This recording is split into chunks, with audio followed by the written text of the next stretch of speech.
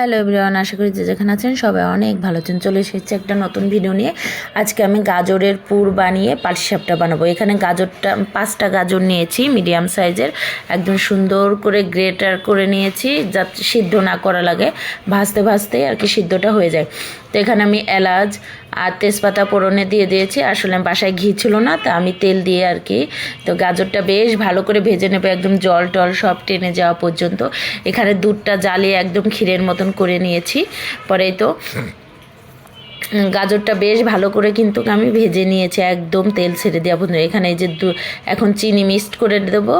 আর হচ্ছে চিনিটা মিক্সড হয়ে গেলে আমি এখানে কিছু পোলার চাল ভিজে সেটা ব্লেন্ড করে রেখেছি, গুঁড়ো দুধের সঙ্গে মিশিয়ে এটা আর কি দিয়ে দেবো আঠালো ভাবটা হওয়ার জন্য। আর এই যে গুঁড়ো দুধটা দিলাম, এটা আর একটু টেস্ট বাড়াবে। তো এই তো এটা প্রায় হয়ে আসছে। এখন এই যে পোলার চালটা যেটা ছিল সেটা আর কি গুঁড়ো দুধের সাথে মিশিয়ে এই যে দিয়ে দিলাম।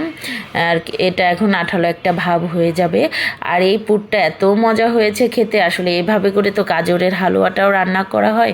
আমি এভাবে করেই গাজরের হালুয়া রান্না করি, শুধু এর মধ্যে একটু কিশমিশ আর কাজু বাদাম ভেজে দিই। এই তো গাজরের পুরটা একদম রেডি হয়ে গিয়েছে, আর অসম্ভব ভালো হয়েছিল খেতে। তো এটা এখন আমি ঠান্ডা হতে রেখে দিয়ে চালটা আর কি বেটে নেব। আর চালটা আমি হচ্ছে সকালেই ভিজিয়ে রেখেছিলাম। এখন এই যে ব্লেন্ডারে ব্লেন্ড করে নেব।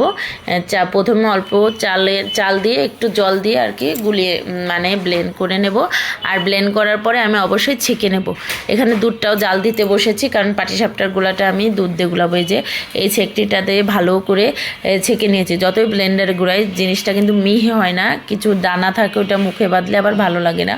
এর জন্য আমি ছেঁকনি দিয়ে একটু চেলে নিয়েছি। এখন এই যে পরিমাণ মতন চিনি দিয়ে দিলাম, 1 কাপ চিনি দিয়ে চিনিটা মিশিয়ে পরে এখানে একটু আমি আটাও রেখেছি আর কি। আটাটা চিনিটা বেশ ভালো করে মিশিয়ে এখন এই যে দুধটা, আমার শাশুড়িমা বলেছে পাটিসাপটার গুলাতে একটু গরম গরম দুধ দিলে ভালো হয়। এই যে দুধটা একদম ক্ষীরের মতন করে জ্বালিয়ে নিয়েছি, যতটা লাগবে সেইটুকুনি দেবো, যেটুকুন লাগবে আমার সেটুকুই দিয়ে আস্তে আস্তে করে যে মিশিয়ে নিচ্ছি। প্রথমে একবার একটু দিয়েছি, পরেও দেখলাম পেটারটা বেশ একটু মানে ঘনই আছে, পরে আবার একটু দিলাম।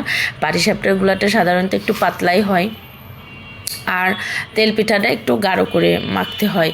তো এই তো আমার সব কিছু রেডি, তাওটাও বসিয়ে দিয়েছি। এখন এই যে আমি একটু সরিষার তেল নিয়েছি।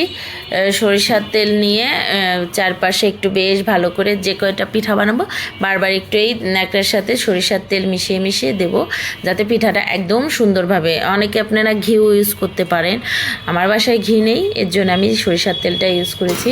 এই তো একটা পিঠা এই যে বানিয়ে নিলাম, মানে এত সুন্দর হয়েছে পিঠাগুলো, আর খেতেও অসম্ভব মজা হয়েছে। আমি কিন্তু ফার্স্ট টাইম এবার গাজরের এই পাটিসাপটাটা বানাইলাম, আপনারাও এইভাবে করে ট্রাই করে দেখতে পারেন, অসম্ভব মজা হয়। তো এই তো আমার এক থালা পাটিসাপটা হয়ে গিয়েছে। তো আজকের মতো এই ছোট্ট একটা ভিডিও এখানেই শেষ করলাম। যদি কারো ভালো লাগে অবশ্যই লাইক কমেন্ট শেয়ার করবেন। সবাই ভালো থাকবেন।